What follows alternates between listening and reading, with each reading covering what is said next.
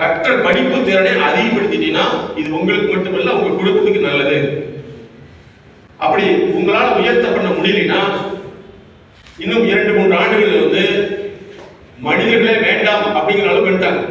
இயற்கை நுண்ணறிவு அப்படின்னு கேள்விப்பட்டிருப்பீங்க, அது எல்லாத்துக்கும் தெரியாது. ஆனா செயற்கை நுண்ணறிவு தெரியுமா? ஆர்டிபிஷியல் இன்டெலிஜென்சி 1956 கண்டுபிடிக்கப்பட்டது. ஏன் கண்டுபிடிக்கப்பட்டாங்க? அதுக்கு முன்னாடி என்ன கண்டுபிடிச்சாங்க? 1905 மனிதனுக்கு அறிவு இருக்குன்னு கண்டுபிடிச்சாங்க. அந்த அறிவு வந்து மனுஷன் சொன்னா கேட்க மாட்டேங்கிறாங்களே, இதுக்கு ஒரு மெஷின் கொடுத்தா என்னங்கிறத அன்னைக்கு ஸ்டார்ட் பண்ணதுதான் இன்னைக்கு வந்து உங்களுக்கு தெரியல. அப்ப இயற்கை நுண்ணறிவுங்கிறது வந்து நீங்க சரியான முறையில் பயன்படுத்தலைன்னா அது உங்களுக்கு இல்லாமல் போய்விடும். நிறைய பேருக்கு வந்து இங்கிலீஷ்ல பேச தெரியுது கூட சொல்லவில்லை, எழுதுறதுக்கு பிடிக்க மாட்டேங்குது. நேற்று ஒருத்தர் மெசேஜ் போடுறாரு, தமிழ்ல இங்கிலீஷ் அடிக்கிறாரு, அதுக்கு பேர் என்ன சொல்லுவீங்க? என்ன படிச்சிருக்காங்க? எம்ஃபில்.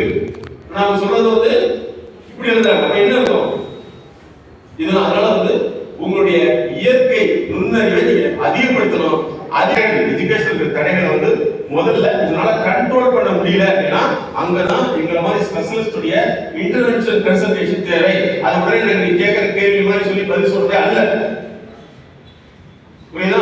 2030க்குள்ள வந்து இன்னொரு 4 ஆண்டுகள்ல வந்து ரொம்ப அதிகமா வந்து தரம் மாற்றப்படுது. இன்னைக்கே வந்து மிகப்பெரிய இன்ஃபர்மேஷன் டெக்னாலஜி ஜாப்லாம் வந்து கட் பண்ணிட்டு இருக்காங்க. அது எல்லாமே வந்து மெஷினே பார்க்கும். ஆனா அந்த சூழ்நிலை விட்டுப்பட்டு நீங்க உங்களுடைய அறிவை திறனை மேம்படுத்தினா உங்களுக்கு வாய்ப்பு இருக்குது. அதே மாதிரி நீங்க நினைச்சுக்காதீங்க கேள்வி கேட்டா பதில் சொல்ல போதுங்கிறது மனிதர்கள் இன்டர்வியூ இருக்க மாட்டாங்க. அதுவும் செயற்கை நுண்ணறிவை இன்டர்வியூல எடுக்கும். அப்போ உங்களுடைய பார்வை முதல் மெஷர்மெண்ட், உன்னால சரியா உட்கார முடியல, சரியா பார்க்க முடியல அப்படின்னா அதுவும் வந்து உன்னுடைய ஈவாலுவேட் பண்ணிடும். அதனால நீங்க தெரிஞ்சுக்க வேண்டியது படிப்பு ரீதியான தடைகளை அதை மாற்றத்துக்கான சரியான கன்சிடரேஷன் எடுத்து மேல வந்துடணும். எல்லாமே ஒரே வார்த்தையில மாற்ற முடியும்னா மாற்றவே முடியாது. உங்களை உலகமே படிப்படி தான் சொல்லியிருக்குது, உங்க பேரண்ட் படிப்படி தான் சொல்லியிருக்காங்க. ஆனா மாற்ற முடியுதா? சொல் வேறு, செயல்பாடு வேறு. வேர்டு வேற, ஒர்க்கிங் ப்ராசஸ் வேற. நாங்க 3 விதமான அடிக்ஷன் சொல்றோம். 3 விதமான போதைகள் எப்பவுமே இருக்கும். ஒண்ணு வந்து சப்ஸ்டன்ஸ் சொல்லக்கூடிய பொருள்கள் மூலமாக சிலர் தன்னுடைய நிலையை மறந்து இருக்கிறது, அது ஒரு போதை. இரண்டாவது டிஜிட்டல் என்று சொல்லக்கூடிய இதுல வரக்கூடிய போதை. நிறைய மின்னணு சாதனங்கள்ல வந்து உங்களை ஈடுபடுத்திக் கொள்ளும்.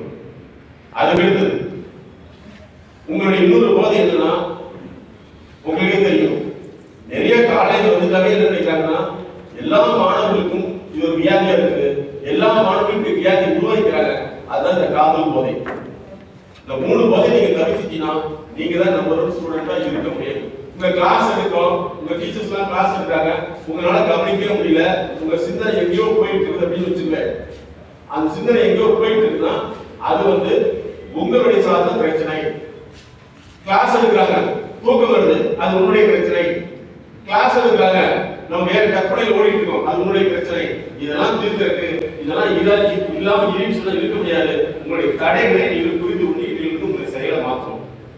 இளமையில் செய்த பிரச்சனைகள் அவர்களுக்கு முதுமையில வந்து பெரிய பாதிப்பு ஏற்படுத்துது. அதுல ஒண்ணு என்ன சொன்னா நிறைய பேர் வந்து எப்பவுமே பேசிக்கிட்டே இருப்பாங்க. அதனுடைய விளைவு ஒரு குறிப்பிட்ட ஏஜுக்கு முன்னாடி கவனிக்கும் திறன் இல்லாம போயிடுது. இவங்க மட்டும் தான் பேசிட்டு இருக்காங்க. நல்ல நண்பர்களை தேர்ந்தெடுக்கணும். வந்து அடிக்கடி கோபப்பட்டு சண்டை போட முடியாது தன்மை அதை மாறி